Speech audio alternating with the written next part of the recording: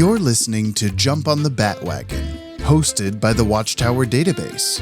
Visit WDB on YouTube for video essays, timelines, fan theories, and much more from the DC animated universe. And now, please enjoy the show.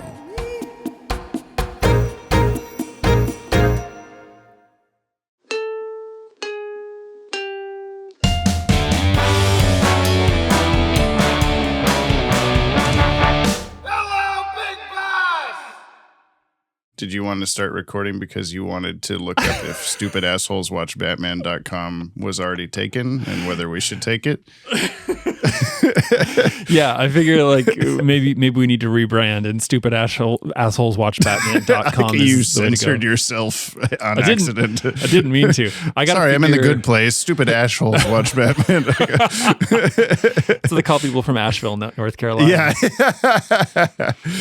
How did we get there? Because there's like people shoving trees through wood chippers outside your house. And I said, if we were doing an NPR show, this would be a problem, but we're doing stupidassholeswatchbatman.com. And then you're like, wait, record. This is gold. We shouldn't miss this. Beautiful introduction. Meanwhile, here I am with my laptop, MIDI interface, and microphone all attached to a stepladder, and I'm sitting full gremlin style on the bed because yes, you are. Not only are there people doing tree things outside, but I decided this week was the week to finally refinish the deck. I know. This, from your perspective, this looks even worse. I feel like it'd make more sense from this. Full from gremlin side, style, including non-gremlin hands. Gremlins got like long ass arms. Yeah, check it out. They're expanding, so they start here and they just do this. Oh yeah. How long are like Gizmo's arms, the Mogwai arms? Probably not very long. Actual size. Real size How long are Mogwai arms? This is why we need AI. Actually, the AI generated answer is Mogwai have notably short and compact limbs. So I guess I'll take that. There's a picture. Yeah, it's like a kind of a Furby style thing going on. They are definitely they're the Furbies before Furbies. Yeah. This angle is doing terrible things for me. It's okay. No one can see. You're wearing your Yoppie Dude t-shirt though. That's nice. I sure am. Get that at watchtowerdatabase.com/shop. Why don't you? Stupidassholeswatchbatman.com/shop. Links in the show notes. Considering the bullshit that's been going on. Yeah, maybe with, actually Teespring, don't do that. You probably literally can't do that. Yeah. First official mention of this, I suppose, but I'll be finding out a different way to do shirts, whatever that is, and closing down the Teespring store here pretty soon because people aren't getting their orders. Teespring isn't sending me the payouts that I request, etc. The site is just shutting down quietly, I think. Like they're not saying anything public about it, but it just doesn't work anymore. So that's pretty cool. Isn't it great? Don't buy our merch. Yeah. Please don't. It'll be available somewhere else in the near future, but not the place. We're trying to figure that out behind the scenes. But Brian, speaking of websites, there's a one linked in the description of this, and you should go to it on your phone right now while I'm saying it. It's the Baby of the Year contest that I'm plugging here on the podcast. That my baby You're just really getting into this baby thing. I really got to get the baby thing out there. I'm gonna let you know. You know the behind the scenes on this one because we're talking behind the scenes things. Sure. James is trying to propose to Jessica Alba because he's into polyamory and girls named Jessica. So vote for James's baby. So he can propose. Can potentially meet Jessica Alba, who sponsors the contest, and then I can propose to Jessica Alba, and then I can have another baby with Jessica Alba and do the Baby of the Year contest, and it'll just kind of loop like that till I'm dead, I guess. But who's going to be the Jessica next time? Jessica Rabbit. Oh, she's the sponsor the year after. I'm pretty fond of Jessica Biel. That was the first one that came to mind. You know her from the Underworld movies, right? Isn't that her? Probably if I saw her. Am I thinking of the wrong person? I'm pretty fond of this actress I have no clue about. Yeah, I'm not stupid. Oh, that's Kate Beckinsale. What about? Nice. Who the fuck is Jessica Biel then? If I combine these two in my head, that's a really good question. What about Jessica Sarah Parker? Oh yeah. Let's see famous Jessicas. While I'm looking up famous Jessicas, if you can go to the Baby of the Year link in the description, Jessica Chastain, Fletcher. Who's that? Murder, She Wrote old lady. Oh, wait, Anyway, Jessica Fletcher. No. Yeah. Is that her name? Yes. I know all Jessicas by heart, clearly. And if you want to vote for my child, Riley, my baby, in the contest, we get $25,000 if we win, which I'm currently projecting goes toward Vi-Reality and actually finishing it. So, Brian, your goal is to make my baby win. Yeah. Yeah. Dear listener, dear God. dear listener, please. dear God. Yeah. Please do. Anyway, this is Jump on the Bat-Wagon, episode 178. It's a fucking large number. I'm James from the Watchtower Database YouTube channel. I'm here to show my good buddy Brian the entire DC animated universe from start to finish. I picked a random button and it worked well for the very first time. I'm Brian. No, I'm Brian too. And I'm Brian. And I'm Jessica. I'm Jessica Bryan. In the controversial Airdate order, so he may view these shows the way human beings experienced them in the far gone days of the 1900s. We're on our third to last 1900s episode today. I don't love that. No, me neither. I like how it's already like, oh no, Y2K will be here soon. The computers are going to implode and shit. Even though we're already 25 years past that. But what if that's the Y2K bug? It's not when it happened, but when you relive things from Y2K. Yeah, when you get there on Jump on the Bat-Wagon. Fuck, man, we're going to start the end of the world. Somebody should come back in time and stop us. This world had its chance. Let's start over. That's fair. Actually, that's, yeah. Now that you say it out loud, yeah. Human beings, bad idea. Today's Brian's first viewing of the Batman Beyond episode, Rats. Your prediction last time was that, I believe... My what last time? Prediction was do you that say, there would do be... you say prediction or prediction? I probably say per everything. I don't know, man. At this point, fuck it. I'll just lean into it, okay? And you'll lean into your microphone on the edge of your bed. Your back's going to be fucked from today's podcast I am trying so hard to like adjust. It's going to take me a minute. Like if you could look at this frog form, Jamie. Look at this. The ground was so much closer than I thought. That's the edge of the bed. Okay. That's the box spring. I have pulled the mattress back. It's resting on my heels, and I got this weird frog pose going on. So I can to try to keep yourself upright. You're a frog, a gremlin, and a T-Rex. Post 40, people. This is the stuff you got to go through to sit up straight. You At need some point, you the turn support into of a horrible monster. Yeah. Your prediction last time was that this would have something to do with just saying rats every time that something goes wrong. And then we landed on that there is a rat king in the sewers, which was pretty accurate. You thought he would be trying to take over Gotham. And I said, no, he's not interested in Gotham. And then I think that's as far as we got. You have any further predictions of what will happen with the rat king? I don't think they ever call him this in the episode. They might, but his like fan base understood name with dogs in the background is Rat Boy. So if that helps you at all. Yeah. Oh, he fell. We got him. Rat Boy. If I want to change, if he's a boy and not a king, he's probably got more isolated interests. So it's like a person, if not a saving a person in their location or something. He has a special interest in one person. Yeah, boys. That is accurate, yes. Hyper-focusing. If there's one thing I know about little boys is that they have interest in one person. It doesn't help that he's also a rat or whatever. Rats also have interest in one person. Yeah. Look at speaking of, what's going on with that little boy over there? He's like a little gargoyle on your bed, overlooking the corner. Oh, why is he so sad? Hold on. He's sad. Why is he so sad? There was people outside and he didn't get to kill them. Oh man. At the time of this recording, 1:35 p.m. Batman Beyond is streaming on HBO Max and available on DVD and Blu-ray. Those are your pals, friends, and from your lapdog.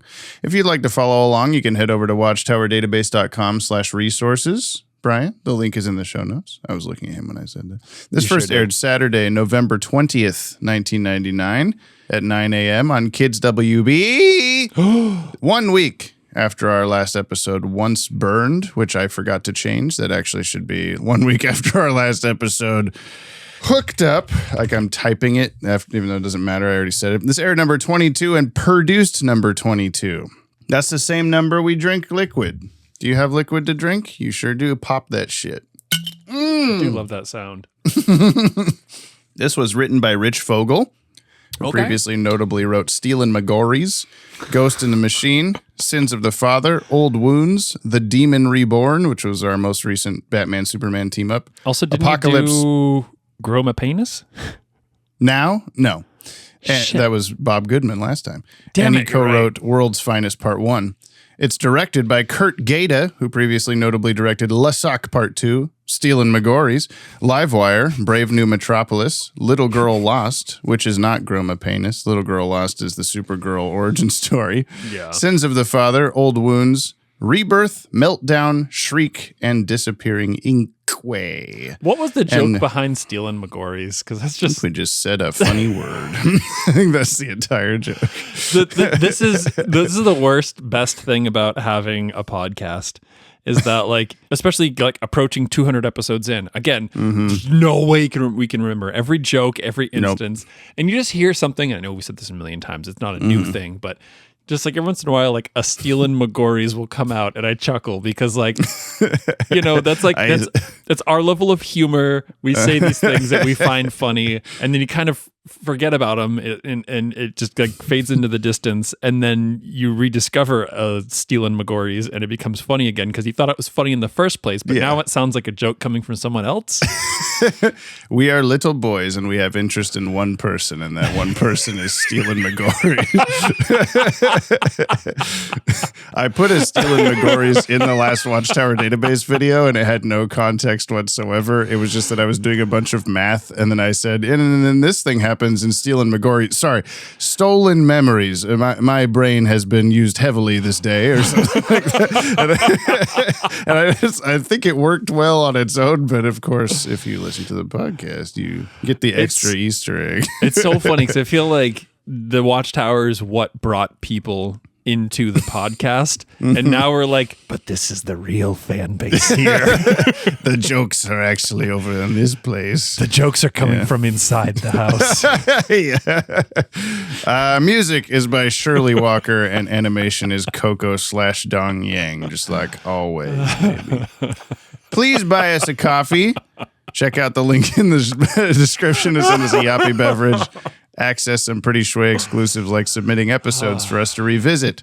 We'll give you a shout out in an upcoming episode, and we'll plug your shit. We'll also do a push up for every $1, so send us coffee for our health and your entertainment. And today's Yoppie Bevs, we need to make a decision on, because the very next one comes from Fun Size Evie, who says, keep being silly, little guys, and stay hydrated. They bought 25 Yoppie Bevs, which is 125 push-ups. And I don't think we're doing that today. Oh, no. So we either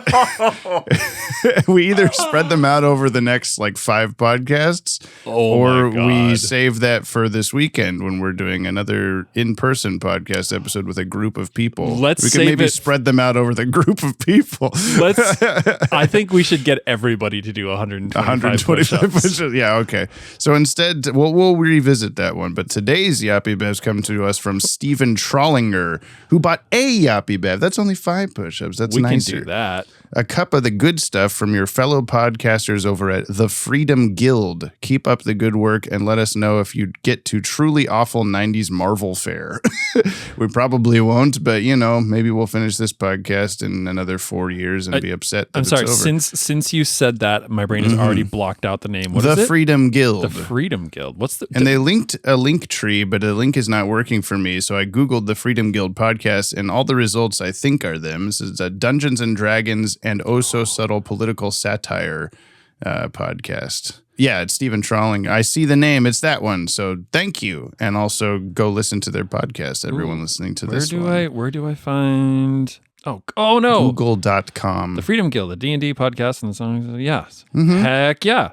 Sounds like a thing I'd like to listen to. Yeah. I can follow along. I like a D&D podcast. Wow, look at that style. There's some style. There's some style in the headshots, except for Rob. bio coming soon. What is this? That's what I'm saying. I like the name Nick Brigadier. That's a good name. He's famous from Brigadier Crenshaw. Let's do Brigadier some Crenshaw. bed push-ups, Jamie. Dead push-ups? Bed push-ups. There's a laptop on my bed. I've been doing all my office work from bed today and not in like a good way. Are you getting started? Ready? 1, 2, 3, 4, 5. So awkward. I beat you. I win. This is so He really awkward. is doing them on his bed. It's so squishy push-ups. It's so weird because it's like you go down and you have to like push your face into the bed to get like a full range on it because your fists are already so like. Well, Stephen, thank you so much for the push-ups and the support, and I'm looking forward to checking out the podcast personally. Me too. Although the listener list What? of podcasts is getting it's ever groweth. steep. Yeah. Yeah. Rats. Oh, rats, we said. Okay. Okay. Rats. Rats. Who are you? Where am I?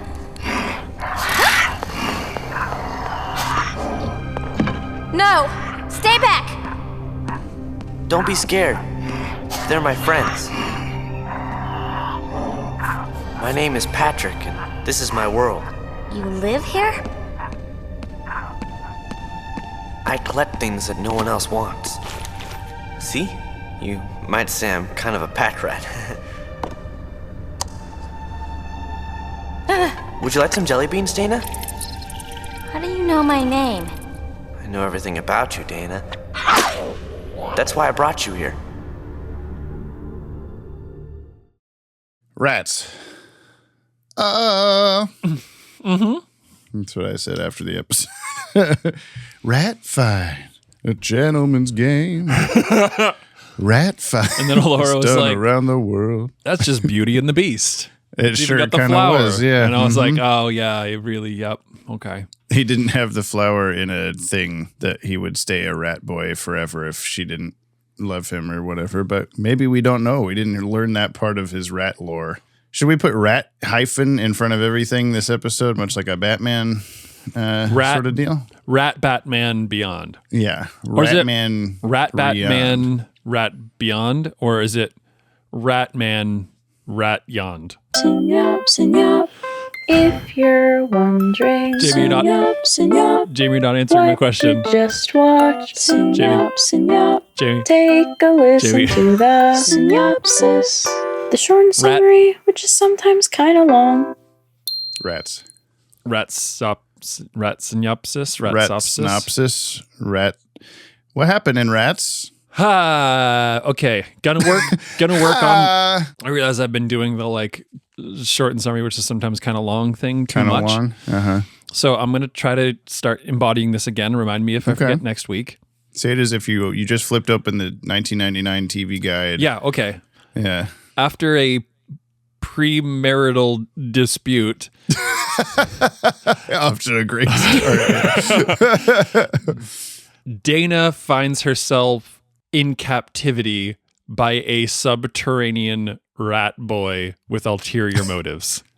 Oh, that's not too bad. That's Yeah? not too bad. Yeah? It's the official synopsis is Batman must protect Dana from a dangerous secret admirer, a teenage outcast who lives underground with mutated rats as his only companions. Okay. But honestly, I'd take yours over that. I think. Yeah, That's pretty good.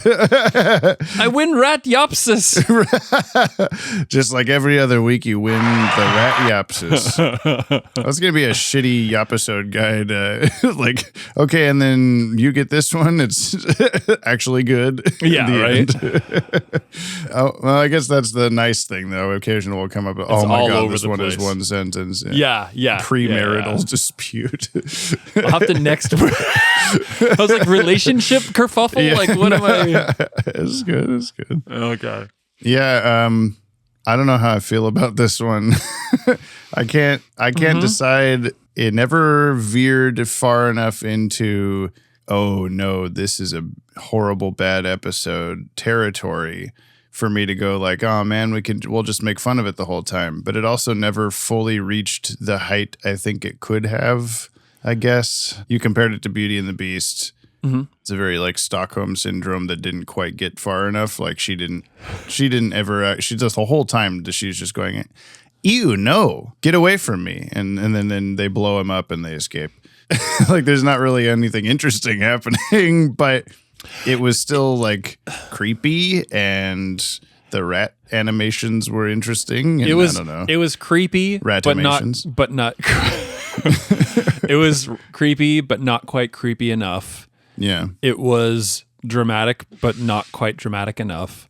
Mm-hmm. It was a lot of that, like It was bad, but not quite bad enough. There's Terry like escaping from the sewers is like a pretty interesting, it's like, oh, what's this there's like this never-ending drop off, and she's got to hop around this pipe, or she's gonna You mean die. Dana? What did I say? You said Terry. Same person. Yeah. Okay. This is Terry with an I. She's a dance major. This is Jan Terry. If you know, you know. Rat Terry, actually. Oh yeah. I actually thought that was the worst part of the episode for me, was how long we've spent with Dana going, I can't get around this thing, and then I can't get over this thing, and the rats. Oh, there's rats over here too. Oh, I better shake my boob water out. Oh, all this kind of just following her for way too long. Like I feel like that was the issue with the show that I had the most. Wait. I know what your rat saying. Yeah. Thank you. Like Dana goes for a swim in the poop water, and she like gets Opens out, her eyes, and there's the like, oh my god, she like lays on the concrete or whatever, and like gets the like hair and water off of her face, and then she like stands up, and then she like actually the hair was more on her face before she got in the water, I think. Yeah, that's true. That one big strand of hair that goes down the center of her face. Yeah. But like then she like wrings out the bottom of her dress, and then she does a like, what do you call this maneuver where you slide your arms up your cleavage and touch your shimmy the collarbones? water out of your dress or whatever. But it was like, that was a solid 15 to 30 seconds of her like silently like touching her body and getting water off. I think that was a little unnecessary. That was a little unnecessary. That was a little fucking unnecessary. Yeah. I don't know. There's a lot of parts of the episode that were just a little too drawn out. Maybe the like, oh, hey, hang out in my lair. This is all my like DCAU merch that I'm sure Jamie's going to talk about later. I got a couple, yeah. That was like, okay, that was like, I think paced all right, but pretty much everything else around the show, you have the start of Terry being, oh, I'm like not a good boyfriend. I'm not at the place where I'm supposed to be. And then continues to don't not leave be a me. good boyfriend the whole episode. He should break up with her, or they should have an open relationship. He's like, hey, babe, I'm not meeting your needs. What if I'm so You're just busy. my rat I'm so sorry. side piece now. Well, that's the thing. Like, if they obviously love each other. The end of the episode, like that's very cute. There's a lot of care there. Was it cute? I don't know. It was, but it also always, that the ending always makes me go like, clearly she just had a traumatic experience being brought to the sewers and surrounded by giant rats and a mutant rat boy. And she's like, oh no, I just need this comforting person that I love and know. But then at the same time, it's like she should also just be extremely pissed that like, hey, you didn't meet me at Rhino's Chili, and then I got captured and almost murdered, and probably other things that would have happened to me had Batman not shown up inexplicably. Also, like, this show is grittier. We've talked about that, but the whole, like Sally, whatever, like went missing. I bet it was those mutant rats that stole her. Yeah. And then you fast forward to the end of the episode, and here's Rat Boy being like, you're just like all the others. Oh, what happened to the others? I fucking killed them. Just like that girl you were talking about. Your schoolmate. Yes, absolutely. Like that, I think, was a lot more horrifying. Like they set things up to be a lot more horrifying than it actually was. And it was like it delivered on it, or no. It set itself up to me more horrifying than it was. Yeah, I mean, the beginning of the episode when the news report of giant rats is happening, I thought until that was like they a showed 50s movie trailer. Yeah, well, that's why I was going to say until the newscaster man, who looked even angrier than normal, his eyes were all angry looking, until he showed up on screen and was like, oh, this is an actual news report, or like, expose or whatever. I was thinking, oh, they're watching some old horror movie or something, some old like 50s, 60s sci-fi something or other. That's what I thought. And then, and so I thought that was just going to be a thematic tie-in to like, wow, oh man, it's like little boy Matt in the house watching a rat movie, and then later on there's actual rats or something. But then instead it was just like, they're taking people away and killing them, maybe. There's big rats in Gotham and we've all known about them. And then the segment ends and you're like, well, just a normal day continuing onward. And then there actually are just big rats everywhere. Nobody's been like, hey, I took a picture of one, or like I saw someone being taken away by a rat. And apparently there's been children missing or whatever, right back to back with Spellbinder taking a bunch of children. Maybe don't live in this town. I don't know. I feel like if they're like, okay, we know there are giant rats in the sewer, they are stealing people.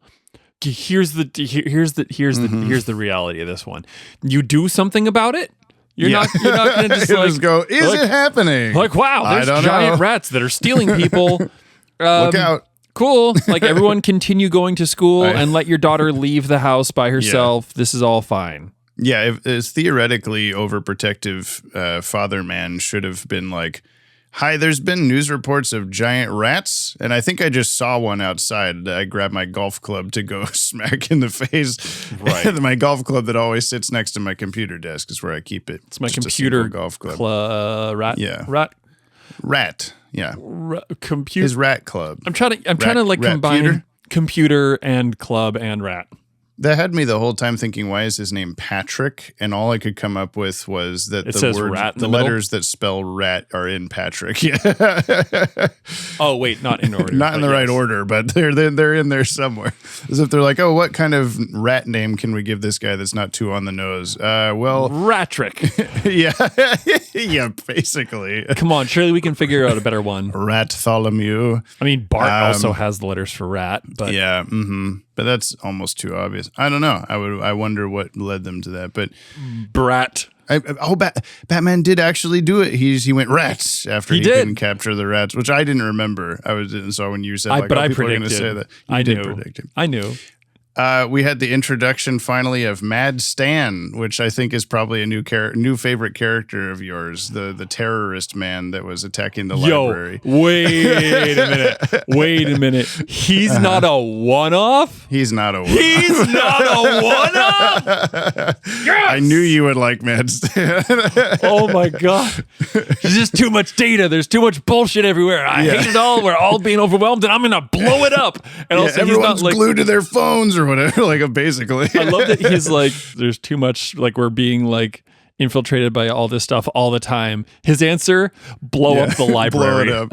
Yeah. Not servers, not like big TVs downtown. No. Books. He fucking hates books. I thought maybe that was like future library where it is all servers or something, because when they're fighting, he's pulling Batman through like big metal sparking objects that made me think like, okay, maybe these are just a bunch of like discs or something. No, didn't we see like book pages? Were there flying? Books? I don't know. Oh, go back to the tapes. I can't remember now. Yeah. Rewind. Rat rewind. We'll figure it out.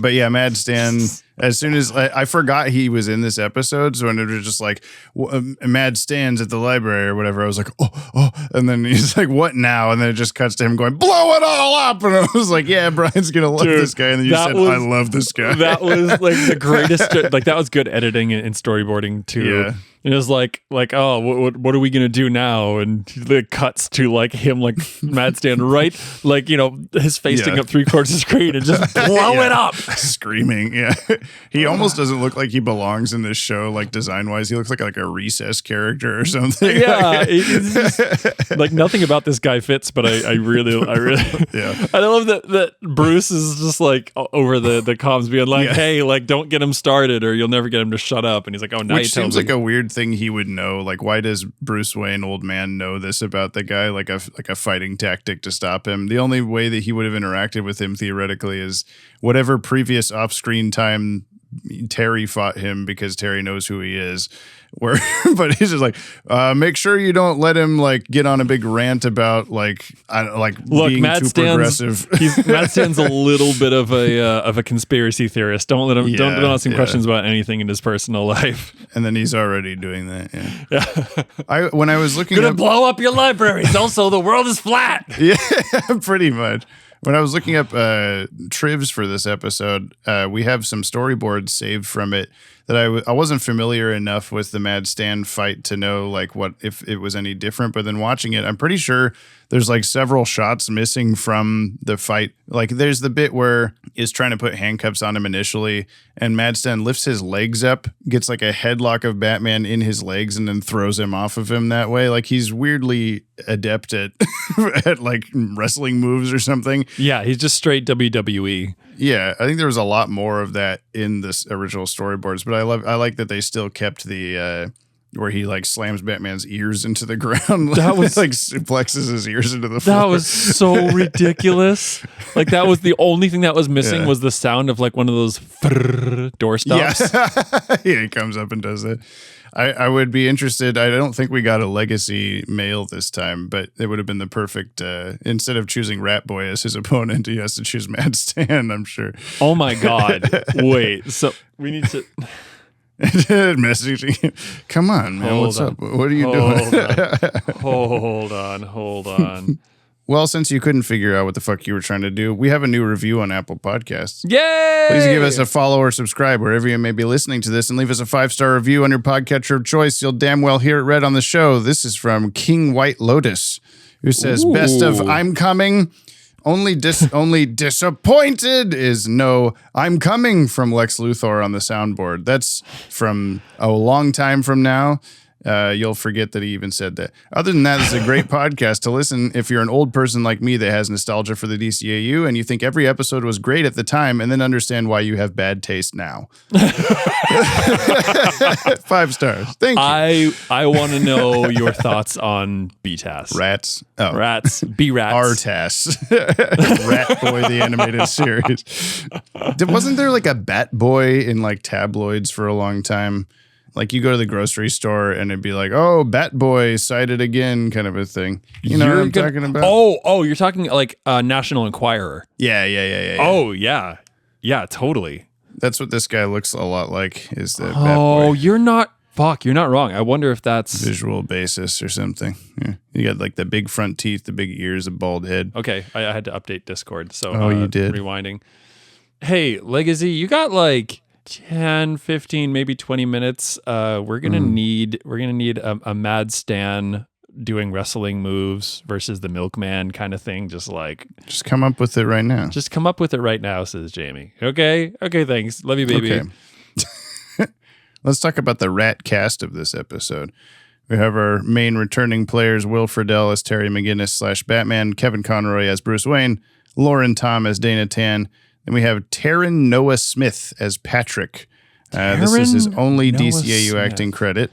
He was most known as the youngest brother, Mark Taylor, on Home Improvement. Oh, that's why. I didn't know his name, but he's only ever acted in 5 other things past Home Improvement, including 1 episode of Seventh Heaven, an uncredited / unknown amount of episodes of ABC TGIF in the 80s and 90s. No idea what that is. Okay. The TV movie Ebby, Little Bigfoot 2, The Journey Home, and this episode, Rats. Wow. Those are all the things he's ever been in. Also, you know about TGIF back in the day? ABC TGIF? I don't know that at all. It was like a, how do you describe that? It looks like a PBS kind of dealio, like a... Yeah. Oh, ABC is the name of like the channel it's on. It's just called TGIF. Okay. Yeah.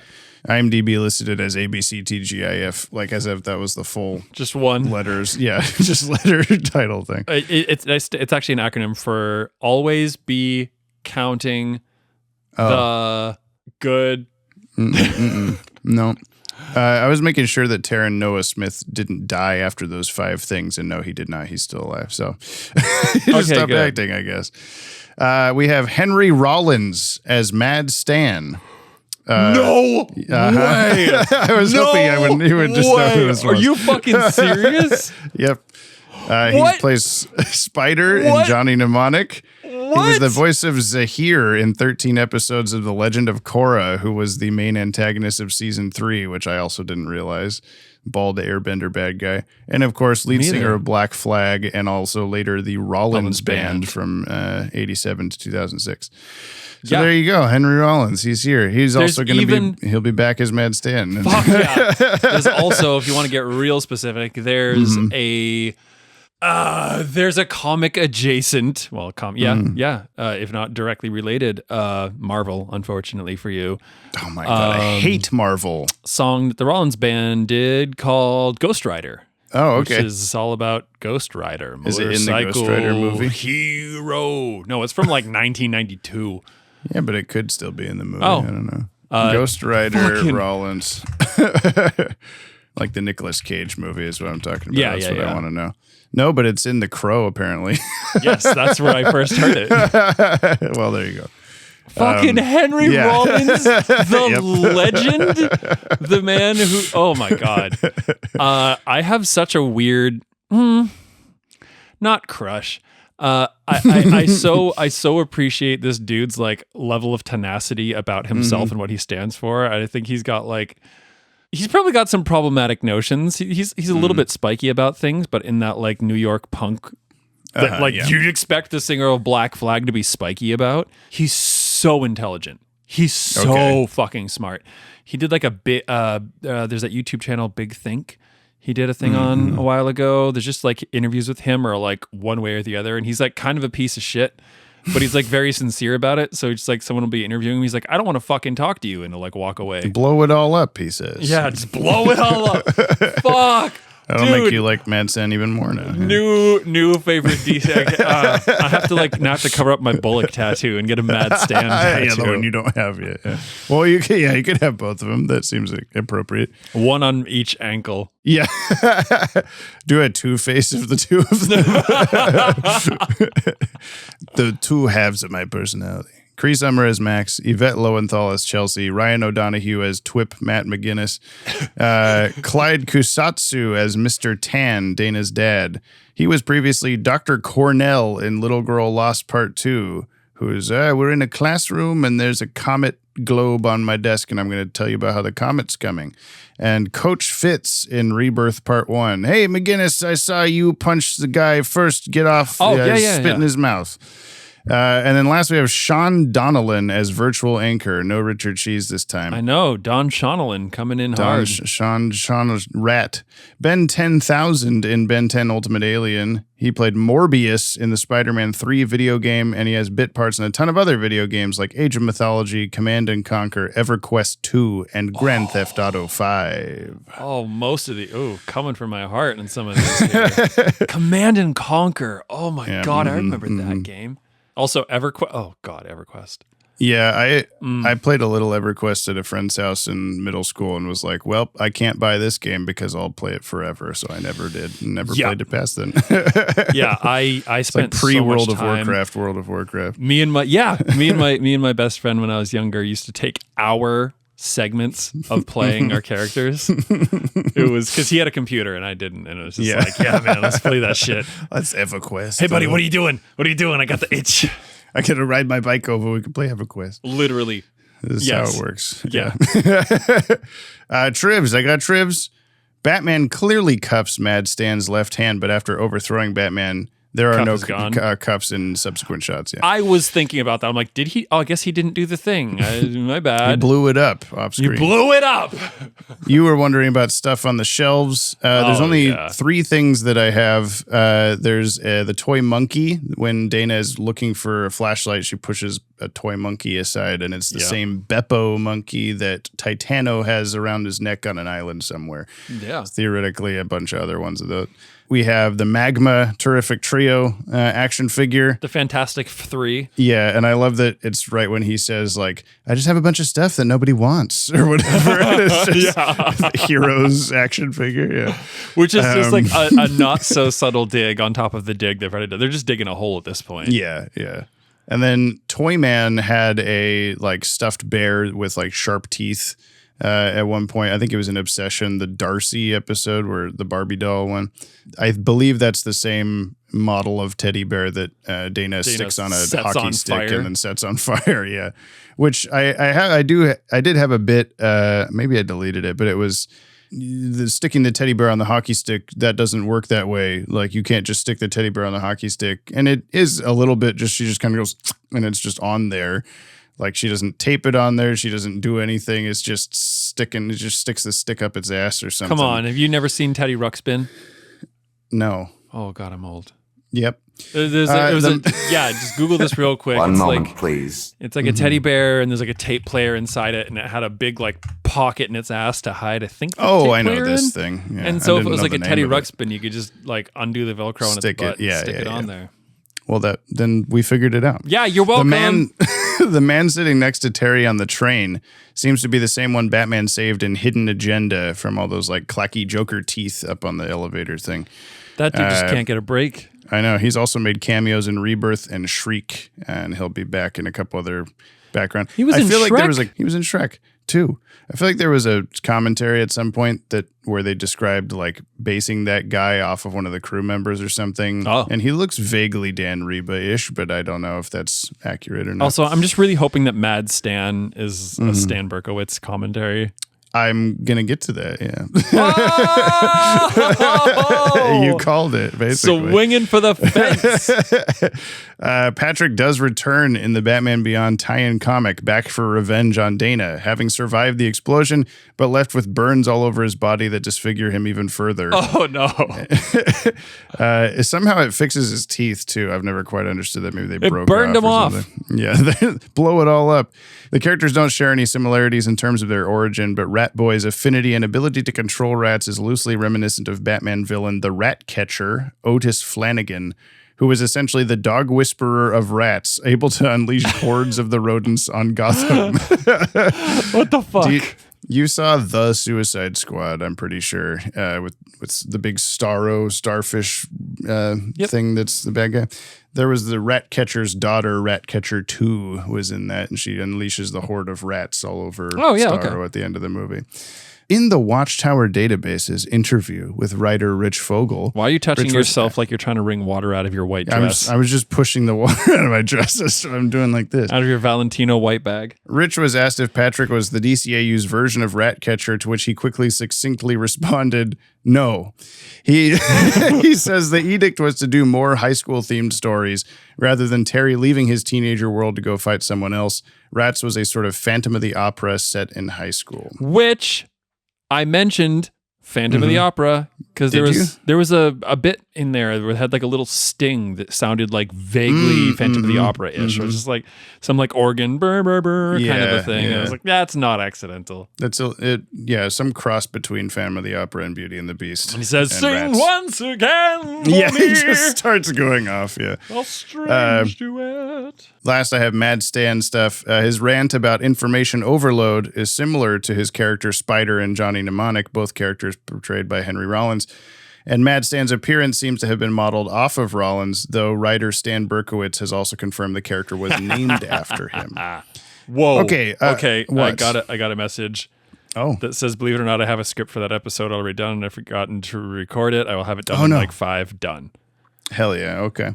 We await. And then we'll just go, I got too many emails. I won't play it. Keen Effects. Wow. Keen.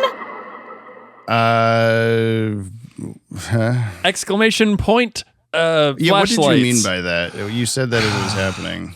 It was the worst in, I think, the one angle when Dana was coming towards the camera.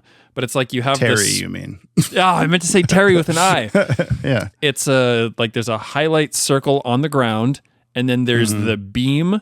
And I'll try to do it from your perspective. So you have like the circle here, and you have a beam that comes down to that, and then it kind of there's a slight fade between. Yeah, it doesn't beam. quite reach the circle. So you just had this like whoop thing in a circle. It looked like she was just moving an exclamation point around. If anything about this podcast, it's that we constantly judge how like headlights and flashlights. Hey, that was like episode 1, buddy. It really was. Light wraps. Yeah.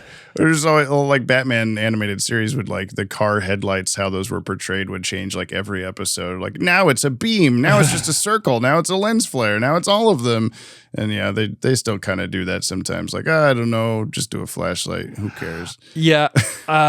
Yeah. So, but like to be completely fair, despite it not being my favorite bit, like they did a good job with how water affects clothing and hair with Terry asterisks swimming in the poop water. Yeah.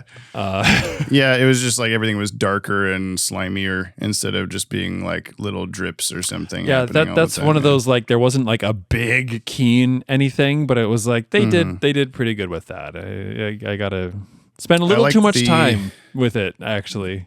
Yeah, maybe don't show it so much. That I did like all the kind of grimy textures on the pipes in the sewer, but it didn't seem the greasy fingers on the pipe. That was clever. That was clever. Yeah, but it didn't seem quite as scary as it could have. I guess.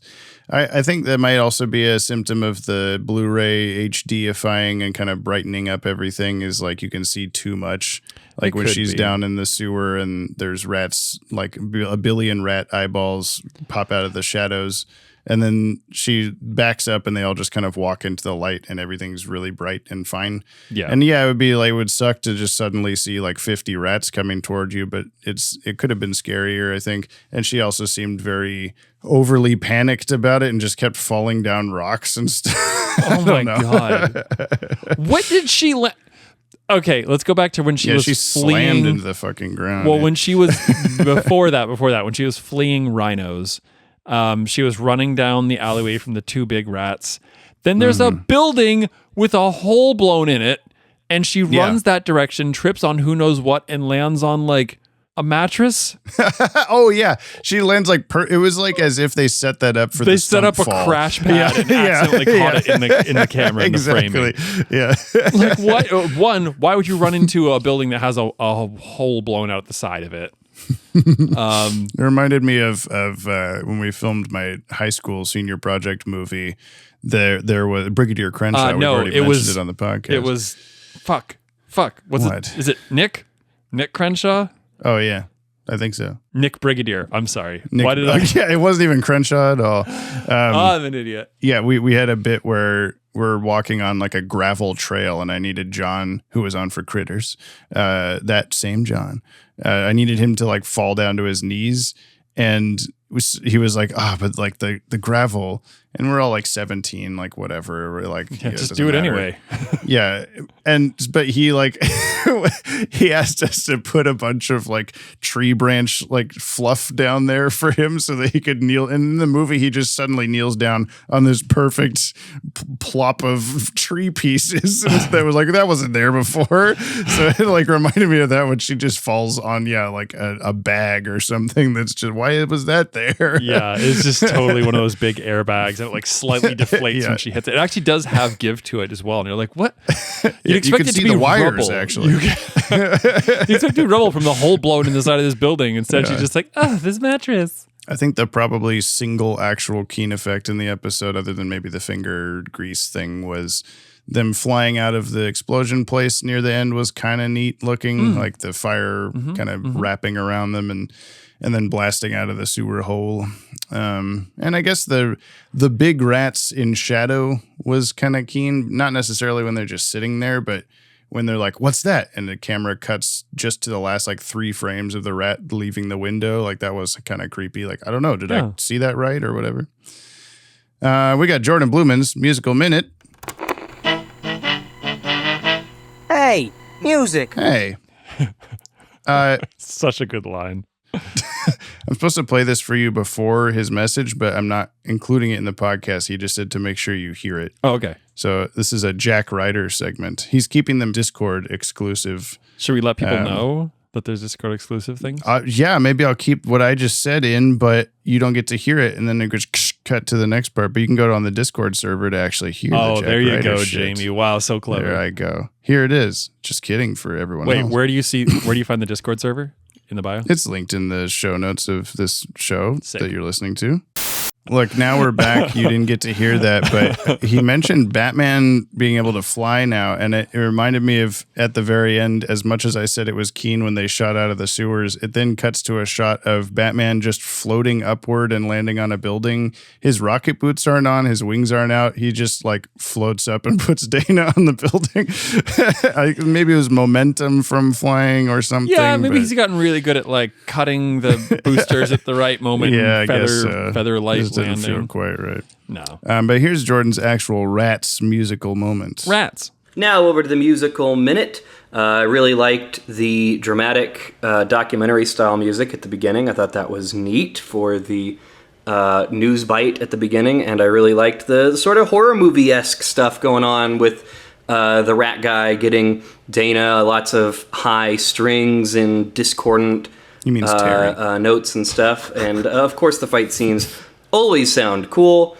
I don't have a whole lot to say about this one, just really liked it. Never apologize for loving your fandom, and try to stay optimistic. Good evening, Neo Gotham. It's me, your completely normal blue newscaster guy, and definitely not legendary reporter Jack Ryder from about 50 years ago, smothered in blue paint. Tonight's top story, local hotspot Reno's has had to been shut down by the health inspector after giant Rottweiler-sized rats were discovered in the kitchen on hidden camera footage. And that's the story tonight, folks. It's definitely a normal news broadcast in Neo Gotham. Stay tuned. Very good. The lore ever expandeth. I love that. Not Jack Smothered Ryder, in blue paint. blue paint. Yeah, that was really, he blew himself. Yeah. Thank you, Jordan, first of That's all. amazing. That reminds me of watching the episode. I was thinking like, oh, Rhino's chili or whatever.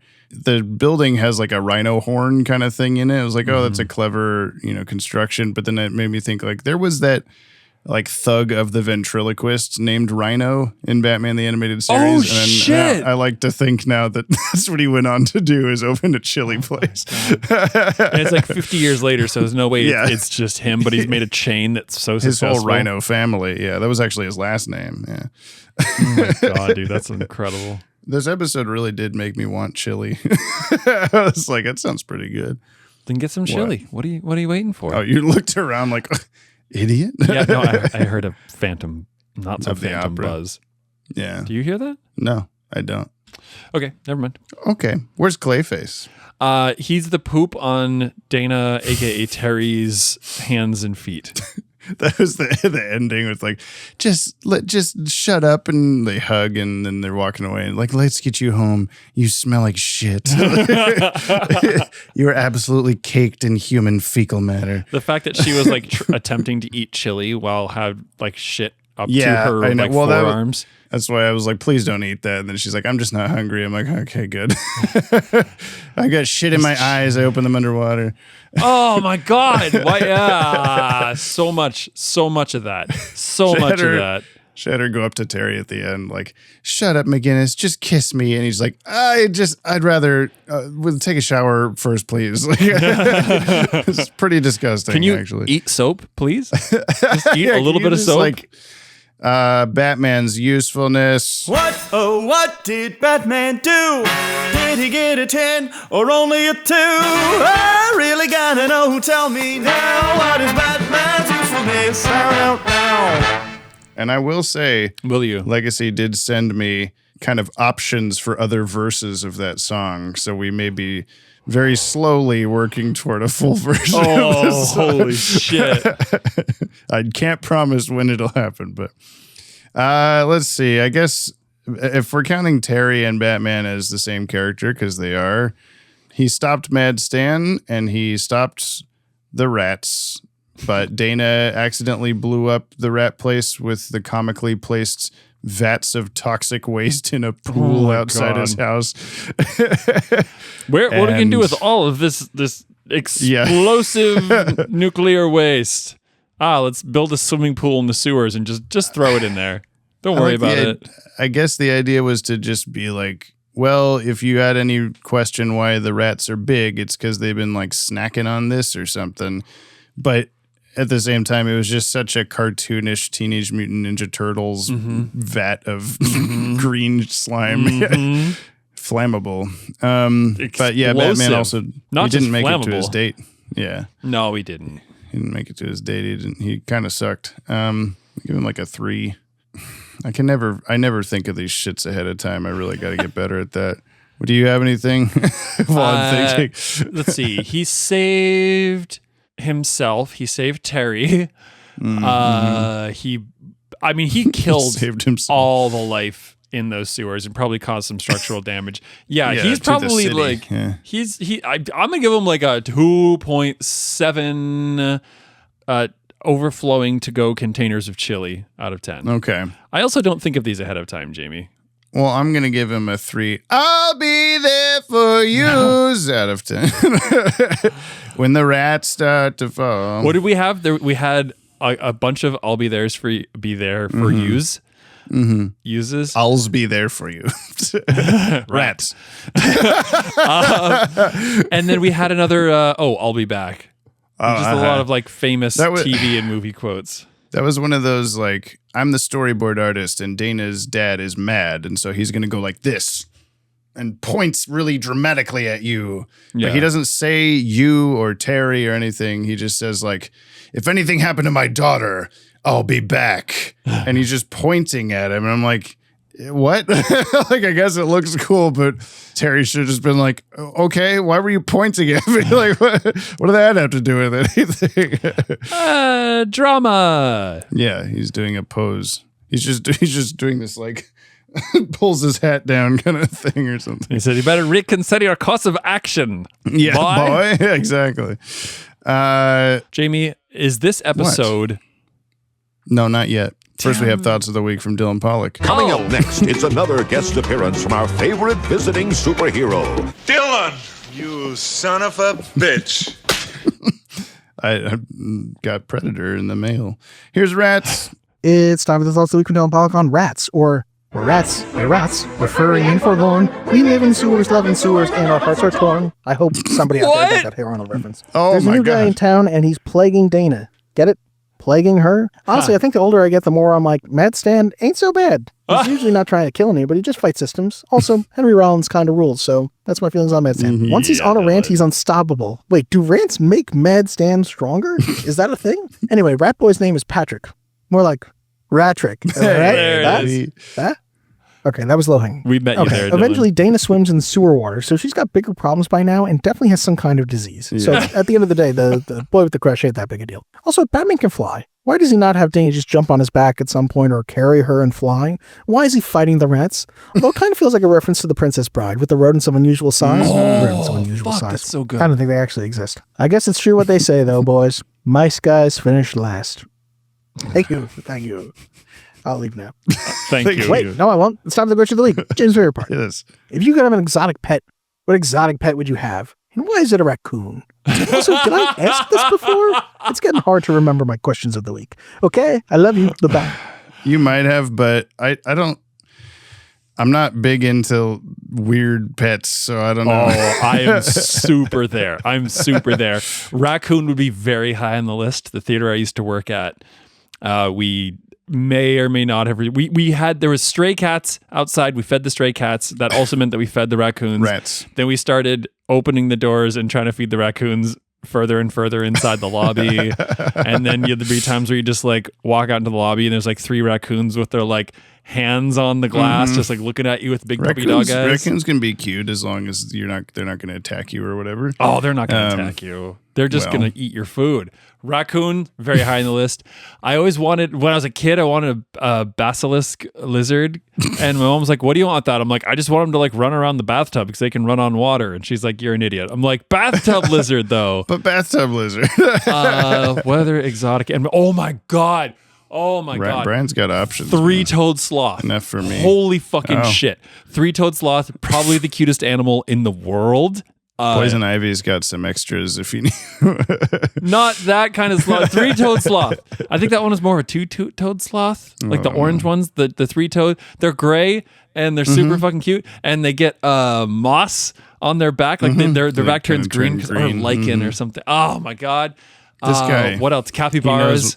Capybaras are cute as hell. Okay, I'd take a capybara. Yeah. What else, Jamie? What do you want? Nothing. Come on. I want like a dog. Bobcat? What about a bobcat? That'd be cool, yeah. So it doesn't maul you. If you get it from like a kitten.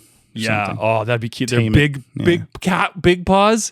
Cat big paws. Cat big paws. Oh my God. Rat big paws. Rat big paws. That's what it is. What's this episode? Books or hip hop? Hip hop? Yeah, I can't really decide. I think hip hop. It is stupid how difficult this is. And like, I feel like we could just, by all means, we could just say one or the other. When there's no definition, and yet we somehow know in our hearts what it is. I need a psychologist to figure out why that is. Are we putting this on the top 10 for Batman Beyond? No. It's not bottom 10 material, though. No. Because it's not like, laughably bad. It's not horrifically bad. It's just also not wasn't as strong. This is a good, this is a C minus episode, maybe. Yeah. Maybe C plus. I don't know. Let's call it a C. Maybe we should have been giving them scholarly letter rankings this entire time. Let's go back. Let's start with Cat in a Claw Part 1. What do you get? We'll just go through all the episodes. F plus. 178 of them. F plus. Oh my God. On Leather Wings. What is there anything lower than F? That's what Brian said. Okay, we're going to go to the mail. We're going to do the mail now, and we come back and tell Brian the name of the next episode. He tries to guess what it is. He fails to guess what it is. Disagreed. I'm going to get this one. Okay? Yeah. All right. I'm just going to lay down in bed here. You do that over. I'm just going to be. Okay. Yeah. That yacht.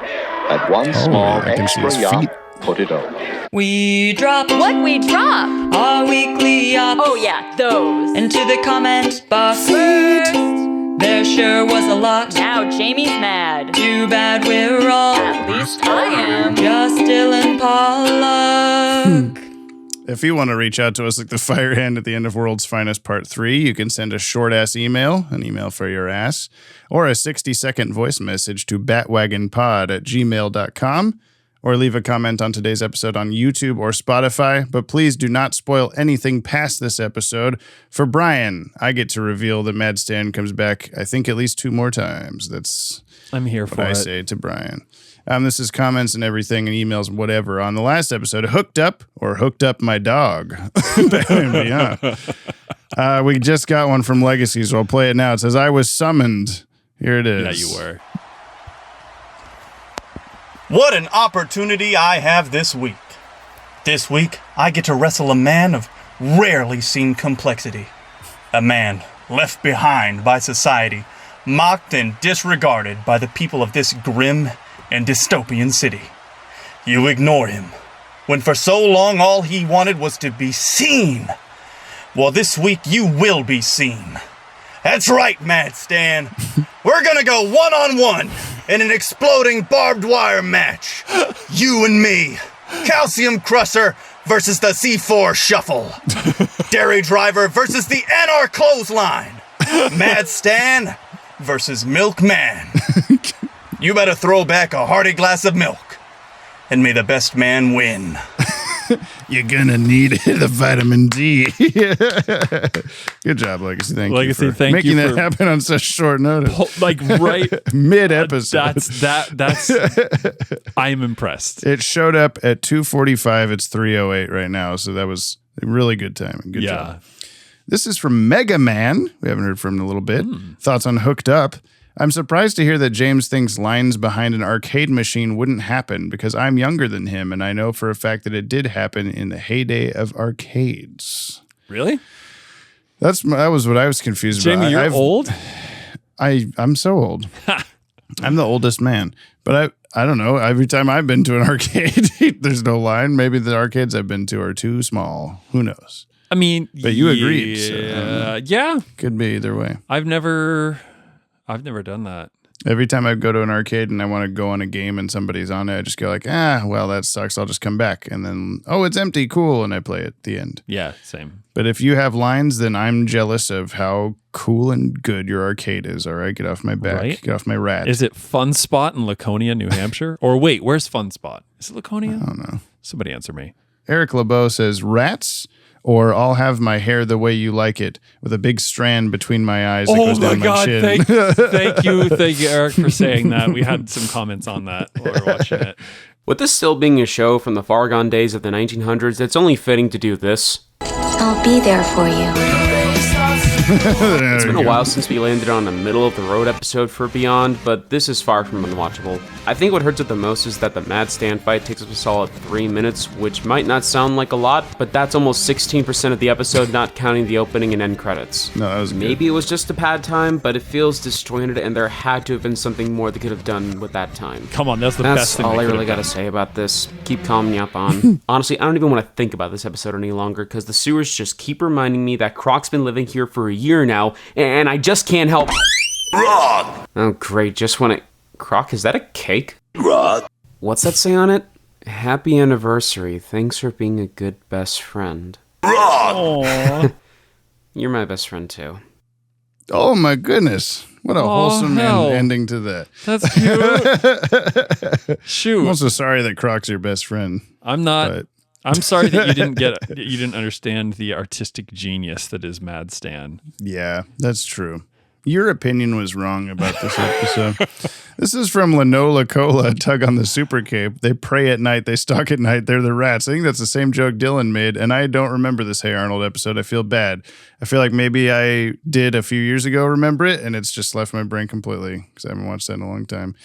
Hope you get the Germa reference. Oh, this is not a Hey Arnold reference. This is a Germa reference with this email title for the episode, Rats. Yeah. What?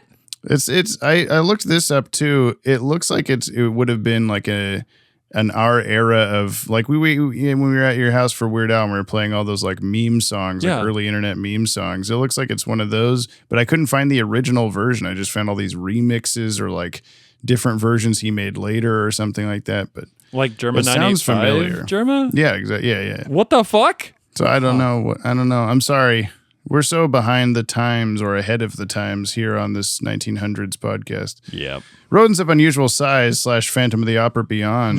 Dana's dad is really fucking mad. Dana's dad is really fucking mad, said tune of Stacy's mom. If Mad Stan were used today, he'd have claimed he's fighting the woke mind virus. Patrick's personal theme song would actually be Every Breath You Take by the Police.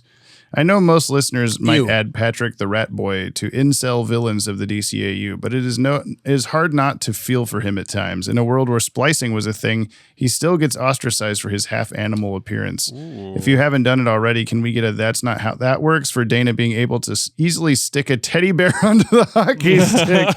They must have thought the tape on the stick was double-sided.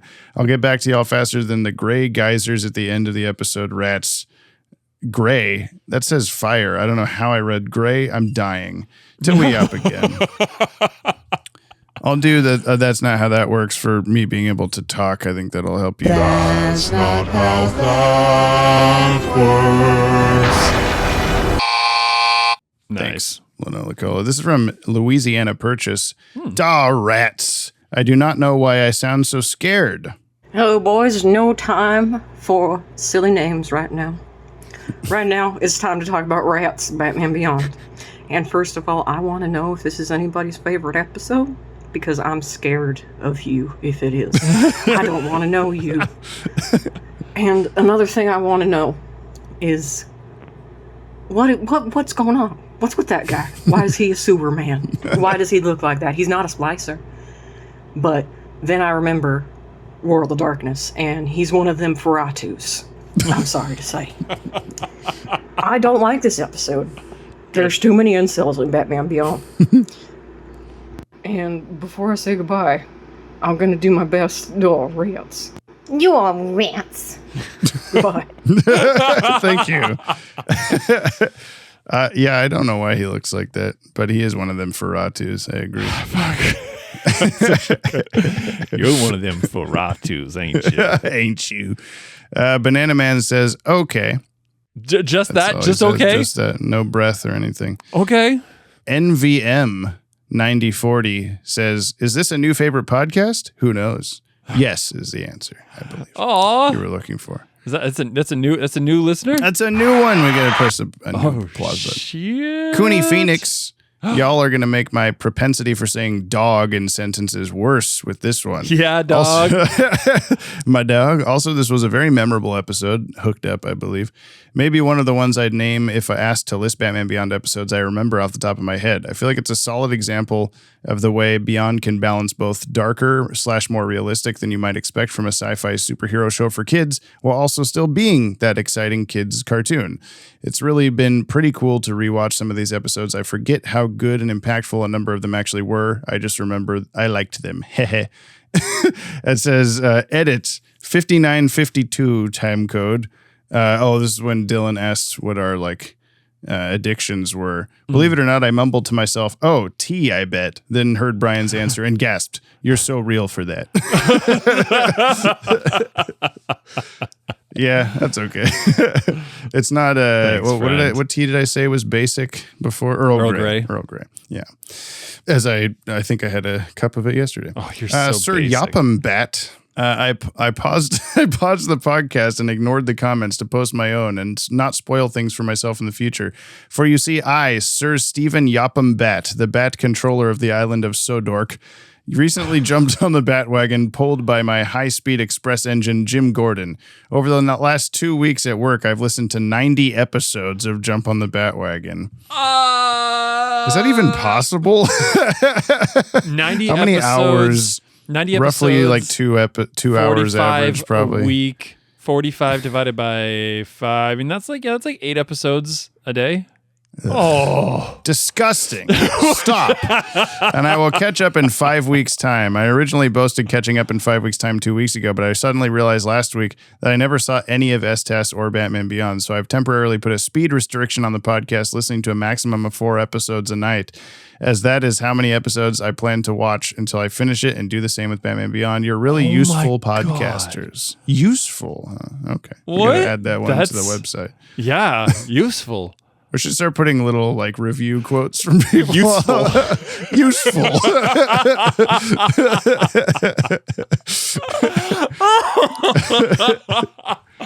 Oh my God. Can you please in the little my brain stopped. Words? What's it called when people give you review things? Testimonials. Oh, yeah. Mm-hmm. I've forgotten this word before. I'm sure Kimmy's going to remember this. It was when we were doing our early circus website. And the whole group was like, "Oh, we got all these nice quotes from people. We should put them on there." Yeah. Do we want to include? And then we couldn't. Nobody. There's 4 or 5 of us. We could not remember the word testimonial. But the testimonial. Testicles. Nope. Testicarefuls. Adding useful as a testimonial would make me very happy. Just pulling just exact words from this. Nah, just useful by simple, itself. Useful by itself. Yeah. There's the comedy gold. Last first, we have Mark Aquino. Rats or Dana explores the Gotham sewer system, or it was an Alaskan bullworm. Patrick turning on Dana and saying that she's no different from everyone else. Dude, you're the one who uses the theme song from Friends to lure people into a false sense of security, so don't accuse her of being a normie. It's then revealed that Patrick's favorite restaurant is Applebee's, his favorite holiday is Christmas, and his favorite band is Maroon 5. Yeah, way to be different, dude. Anywho, what are you saying? I like Applebee's and Christmas and Maroon 5. Yeah. And I like Earl Grey tea. Oh no, what's going on? Jamie, anywho, we got to talk. Yeah, I know. I expected upon rewatch this would be a dud, but I actually enjoyed it more than I thought I would. For being a sewer system, Gotham's underground is surprisingly just as visually interesting as it is above ground. I wonder if they were anywhere near where the Sewer King used to be. Boy, did Matt disappear at the most convenient time when Dana's father came busting through the front door to threaten Terry's life. Also, people, say hello to Mad Stan, the newest member of the very exclusive group known as Villainous Characters That Brian Might Low-Key Root For. Oh, yeah. Oh, Mad Stan, what a special little guy. Boss biggest bear hugs to the #1 podcast hosts in this here multiverse of ours, Gene Smart and Benny Can't Do It. I don't know what that's a quote from, but I said it. Mark makes me say stuff. Praise to our Lord and Savior, Dylan Pollock. Keep up the great work on your own podcast, and remember to tell Gab that she rules. Likewise to all his loyal disciples, all the names. And all the awesome sauce listeners of this Yoppie community of ours, you're all the absolute best. Don't you ever forget that. Hope you had fun at the Fire Spinning Festival, Brian. However, if you didn't make any fire hands at the end of the Cat in the Claw Part 2 and World's Finest Part 3, then go back and do better. Till next week, Futuristic Smoke Bomb. Oh. That's a future project for you. I did a really big art project for the festival this year. You did, yeah. I was talking with one of the guys who does art stuff and talking about like how to make like art with propane, like so you can have like an actual like fire sculpture. Mm-hmm. I'm like, oh shit, like a fire hand would be amazing. Yeah. Get the actual screenshot of whatever like lapping fire And hand looking thing. Yeah. Ooh, fire Could be good. It could be good. Well, we still only have 2 Superman episodes left. It's still not next time. It's a Batman Beyond episode. It's Mind Games is the name of the episode. Okay. What's it about? Because apparently you're going to give me the exact perfect prediction. Mm-hmm. It's going to be similar to the VR episode where there's going to be all right. See you later, everybody. An inside-y brain puzzle figure out. There is an inside-y brain element to it. Yes. Yeah. Puzzles. Yeah. No. Look at me be right. You know I'm right. You It's just new don't villains. you still want me to be right. I don't. I mean, I do want you to be right, but you're not. You don't going want me to be. succeed. Yeah, I do. You're not a true bro. Like I don't Kiba. believe in you. I hate you. He woke up from a nap. Oh, look at this little boy. I see him. Oh, Kiba. He can't hear you. Listen. The next episode is the penultimate episode of 1999. Oh my God. He yawned. Oh, there's another boring, he said. He smells like popcorn for some reason. All right, that's the show, everybody. Thank you for listening. Thank you to everyone listed in the description for their musical themes and helping making this podcast as yoppy as it can be. Go check out their stuff. Thank you, of course, to you, Kiba, for listening. Oh. And being Kiba. His ear perked up when you said Kiba. Kiba. Yeah, he can hear. He can hear everything I'm saying. Yeah. He's got dog ears. He's got that dog in his ears. My dog? He has a whole dog in there. He's I forgot to sleepy. mention a thing I was going to open the podcast with, and I'll just end it with it instead, is that Sure. We've had the Cars movies on a lot in my house. Gross. And the second one has a bit where Lightning McQueen has like a bounty on his head by like evil like secret agent shit's going on. And Mater is in like the back of a crowd shouting like McQueen, like trying to get his attention. And at one point he shouts, "They're trying to kill you." And then it gets his attention like, huh? He's trying to look around. And Aaron has just latched onto that one line. Oh no. So he just walks around the house going like, "I wanted to kill you." Like it sounds like he's saying, "I want to kill you." And he just keeps shouting it all the time. So, I hope that I wake up dead one day because he was being serious. He wasn't even quoting the movie. Oh. That's a solid way to end a podcast, Jamie. It sure is. See you next week. Or not. Question mark. All right. Bye, everybody. Bye. Rats. Oh. Sewer of the universe. Okay, goodbye. Stop trying to make rats happen, Jamie. It's not going to happen. I'm sorry. Amazingly, there were no reported fatalities. Authorities are still looking into the cause of the blast. Hey there. Terry? Better late than never. If only I'd been there, I could have... Shut up, McGinnis. Just shut up. Come on, let me take you home.